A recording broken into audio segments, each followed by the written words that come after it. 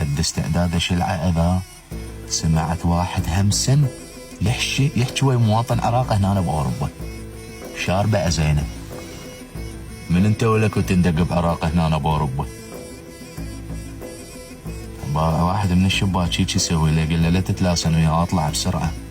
حكى وياه بالتركي قال له الله حصرة أولم. من هو هذا؟ قال له شاهين ابي سريل أولم. قال له ست حلقك ترى هذا ابو شاهين،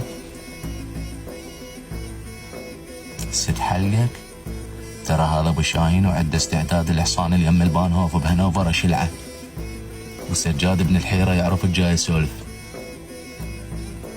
بس انا مبقى الحصان بمزاجه على مود العوائل العراقية بالمناسبات يطقون صور يم الحصان، تمثال قديم مال الجند المجهول.